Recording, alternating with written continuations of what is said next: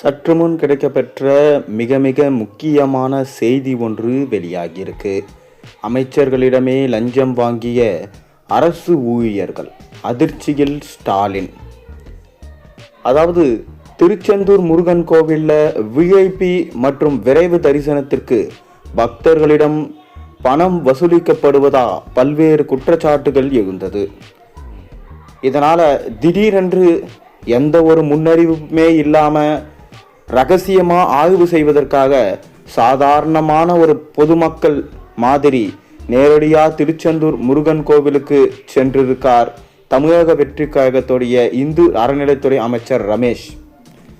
கிட்டத்தட்ட அவரும் அவரது உதவியாளர் மூலமாக சிறப்பு தரிசனம் செய்ய வேண்டும் என்று கோவிலில் உள்ள அர்ச்சகரிடம் கேட்டிருக்காங்க.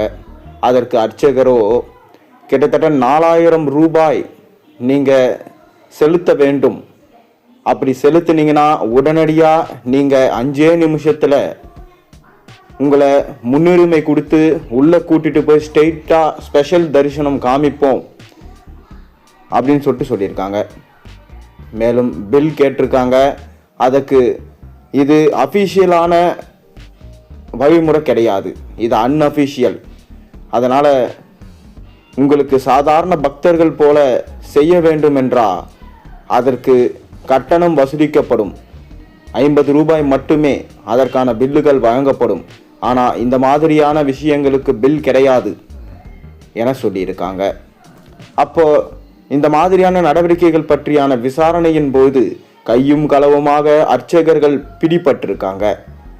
இந்து சமய அறநிலைத்துறை அமைச்சர்கள் என்பதை அதற்கு பின்புதான் அவங்க கண்டுபிடிச்சிருக்காங்க மற்றும் அங்கே வேலை செய்யக்கூடிய அரசு ஊழியர்கள் அனைவருக்கும் தெரிய வந்திருக்கு. மேலும் விசாரணையின் பொழுது இது இப்போ ஆரம்பித்தது கிடையாது, இது திமுகவின் ஆட்சி இருந்தபோது சேகர் பாபு ஆரம்பித்தது.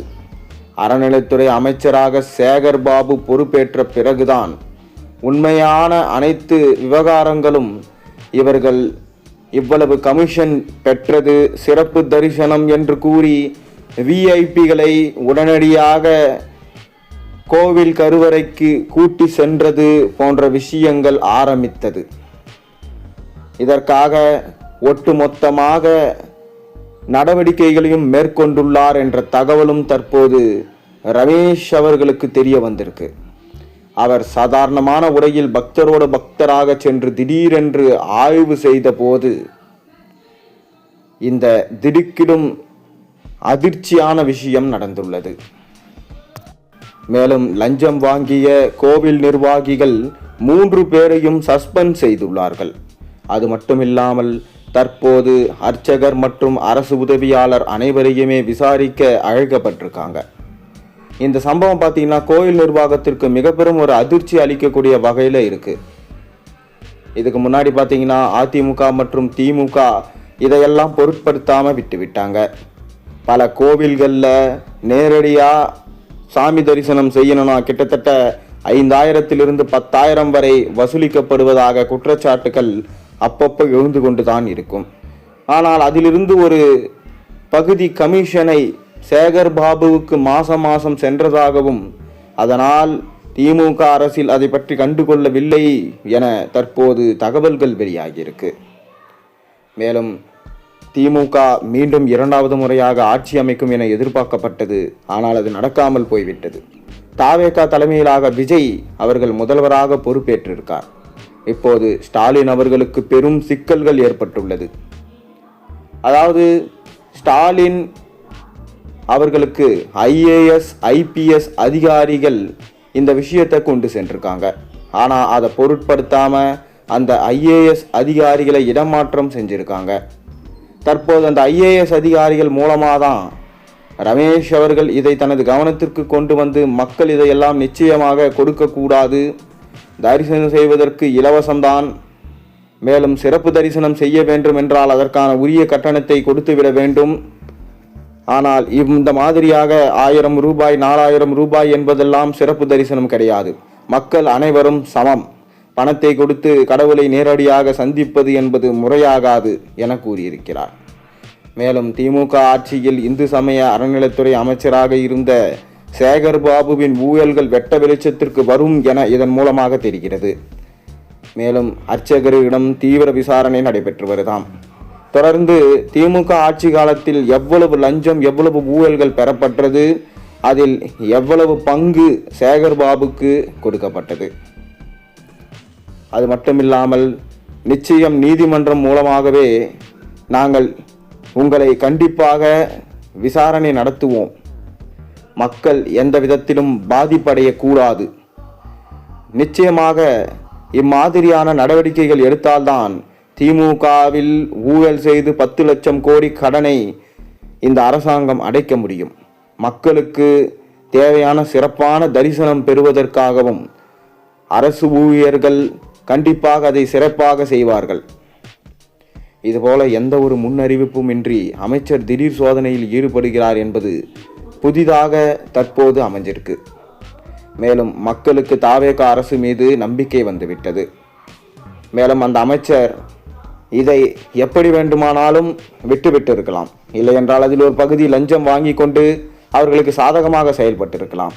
ஆனால் விஜய் தலைமையிலான இந்த ஆட்சியில்தான் இந்த முறைகேடை வெட்ட வெளிச்சமாக மக்களுக்கு தெரியப்படுத்தியது என்பது பெரும் வரவேற்கத்தக்க விஷயமாக உள்ளது. மேலும் விஜய் அவர்கள் மக்கள் பணத்திலிருந்து ₹1 கூட தொடமாட்டேன் என கூறியிருக்கிறார். இது மக்கள் உண்மையிலே வரவேற்கிறார்கள். மேலும் திராவிட முன்னேற்ற கழக ஆட்சியில் மிக பெரும் ஒரு சிக்கலாக அமைஞ்சிருக்கு. திராவிட முன்னேற்ற கழக ஆட்சியில் இப்படிப்பட்ட ஊழல்கள் மக்கள் ஏற்கனவே கண்கூடா பார்த்தாங்க. அதனால தான் திமுகவோட ஆட்சி வேண்டாம் என்ற முடிவுக்கு வந்துட்டாங்க. யாரை எப்போது ஆட்சியில் உட்கார வைக்க வேண்டும் என்பது மக்களுக்கு கண்டிப்பா தெரியும். மேலும் KN நேரு, பொன்முடி போன்றவர்கள் செய்த ஊழலும் அடுத்தடுத்து வெட்ட வெளிச்சத்துக்கு வரும். அமலாக்கத்துறையும் அவர்கள் மீதான கைது நடவடிக்கை மேற்கொள்ள வேண்டும் என தற்போது கடிதம் எழுதியிருக்கிறாங்க. ஊழல்வாதி, மோசமானவங்க, லஞ்சம் வாங்கியவங்க என எல்லாருமே திமுகவில் தான் இருக்கிறாங்க. திமுகவில் உள்ள முக்கியமான கோபாலபுர இல்லத்தில் சொத்து சேர்த்த அனைவரும் தற்போது ஆபத்தில் சிக்கி உள்ளார்கள்.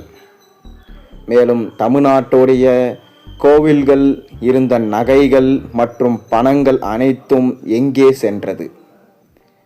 கிட்டத்தட்ட 500 கோடி வரை கோவில்களில் உள்ள பணங்கள் மாயம். இதற்கு காரணம் திமுகவின் ஆட்சியில்தான். கண்டிப்பாக இதை வெளிக்கொண்டு வரப்படும் என உயர்நீதிமன்றத்தை நாடி உள்ளார்கள் அமைச்சர்கள். தொடர்ந்து சேகர் பாபு மீது கைது நடவடிக்கை மேற்கொள்ளப்படும். அவர் எப்போது வேண்டுமானாலும் கைது செய்யப்படலாம், விசாரணைக்கு அவரை அழைத்து செல்லப்படலாம் என்கின்ற செய்தி தற்போது வந்திருக்கிறது. மேலும் ரமேஷ் அவர்கள் செய்த சோதனையில் பிடிப்பட்ட இந்த நபர்களுக்கு என்ன தண்டனை வழங்கப்படும்? நீங்கள் மறக்காமல் கீழே கமெண்ட் வாயிலாக உங்கள் கருத்துக்களை தெரிவியுங்க.